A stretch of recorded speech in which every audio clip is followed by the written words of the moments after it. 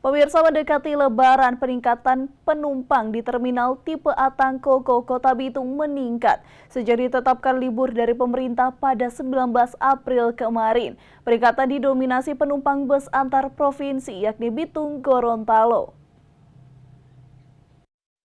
Kepadatan di terminal tipe A Tangkoko, Kota Bitung, Sulawesi Utara sudah terjadi sejak Senin lalu. Namun puncak kepadatan penumpang terjadi sejak Selasa hingga Kamis kemarin.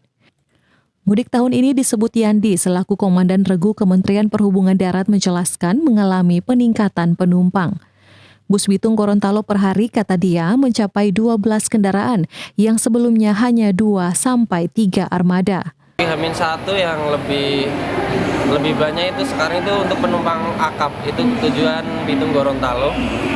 Jadi dari kemarin tuh penumpang meningkat. Jadi dari kendaraan yang tiap harinya kalau hari biasa itu 2 oto untuk ke Gorontalo, untuk sekarang bisa antara 6, 10 sampai 12 kendaraan. Per hari itu ya Pak? Per hari.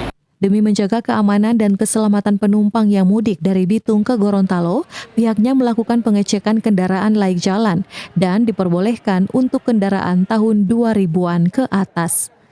Dari Bitung, Tim Liputan Kawanua TV.